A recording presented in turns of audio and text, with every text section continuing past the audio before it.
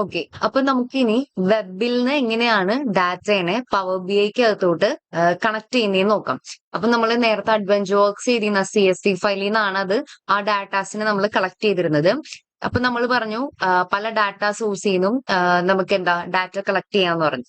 അപ്പൊ ഞാൻ ഇവിടെ വെബിൽ നിന്ന് എങ്ങനെയാണ് നമുക്കൊരു ഡാറ്റ കളക്ട് ചെയ്യാന്നുള്ള ഒരു എക്സാമ്പിൾ കാണിച്ചു തരാം. അപ്പൊ ഞാൻ ഇവിടെ ഒരു ലിങ്ക് കൊടുത്തിട്ടുണ്ട്. ആ ലിങ്ക് ക്ലിക്ക് ചെയ്യാം. ലിങ്ക് ക്ലിക്ക് ചെയ്ത് കഴിയുമ്പോൾ നമുക്ക് ആ ഡാറ്റ എന്താന്ന് കാണാൻ പറ്റും. ആ ഡാറ്റ ജസ്റ്റ് ഒന്ന് നോക്കാം, എന്തിന്റെ ബേസ് ചെയ്തിട്ടുള്ള ഡാറ്റയാണെന്ന് നോക്കാം. ജസ്റ്റ് പിന്നെന്താ ആ ലിങ്ക് തന്നെ കോപ്പി ചെയ്യുക. പിന്നെ നമ്മളുടെ പവർ ബി ഐക്ക് അകത്തോട്ട് പോവാ. സെയിം മെത്തേഡ് തന്നെ നമ്മൾ ഗെറ്റ് ഡാറ്റ എടുക്കുമ്പോൾ നേരത്തെ നമ്മൾ CSV ഫയലാണ് എടുത്തേന്നുണ്ടെങ്കിൽ ഇവിടെ വരുമ്പോ എന്താവും, അത് വെബ് ആവും. കാരണം വെബിൽ നിന്നല്ലേ നമ്മൾ എടുക്കുന്നേ. നെക്സ്റ്റ് വെബ് കണക്ട് ചെയ്യാം. ദെൻ നമ്മൾ കോപ്പി ചെയ്ത ആ ഒരു ലിങ്ക് ഇവിടെ പേസ്റ്റ് ചെയ്യുക. ഓക്കെ കൊടുക്കുക.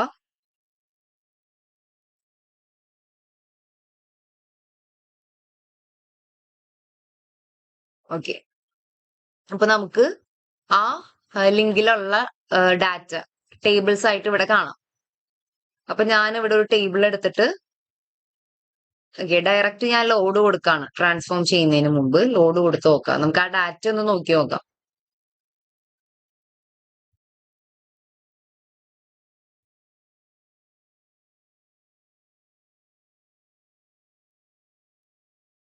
ഓക്കെ. ഇവിടത്തെ പുതിയൊരു ടേബിള് വന്നിട്ടുണ്ട്.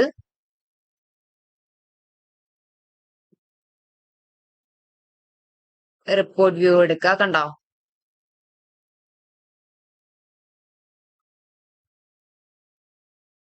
ഓക്കെ.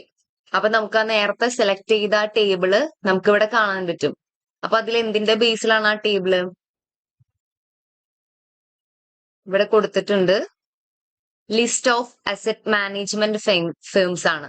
അപ്പം ഇവിടെ ആ ഡാറ്റ ഒന്ന് നമുക്ക് നോക്കി നോക്കാം. ഇവിടെ നമുക്ക് കമ്പനി മീൻസ് കമ്പനി കാണാൻ പറ്റും. അത് പല കൺട്രീസിൽ നിന്നാണുള്ളത്.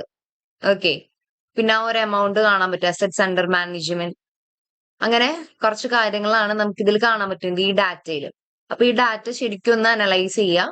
ദെൻ അതിൽ എന്തൊക്കെ ചേഞ്ച് വരുത്തണം എന്ന് വെച്ചാൽ നമ്മൾ ട്രാൻസ്ഫോമിൽ പോയി നമ്മൾ ചെയ്ത പോലെ തന്നെ ട്രാൻസ്ഫോമിൽ പോയി ചേഞ്ചസ് വരുത്താം. ദെൻ ഫ്രണ്ട് എൻഡിലേക്ക് വന്നിട്ട് നമ്മൾക്ക് എന്താ ഡാക്സ് യൂസ് ചെയ്യണമെങ്കിൽ യൂസ് ചെയ്യാം. ഇപ്പം ഒറ്റ ടേബിൾ ഉള്ളെങ്കിൽ നമുക്ക് പിന്നെ മോഡൽ വ്യൂ അതായത് റിലേഷൻഷിപ്പ് ബിൽഡ് ചെയ്യേണ്ട ആവശ്യം വരില്ല.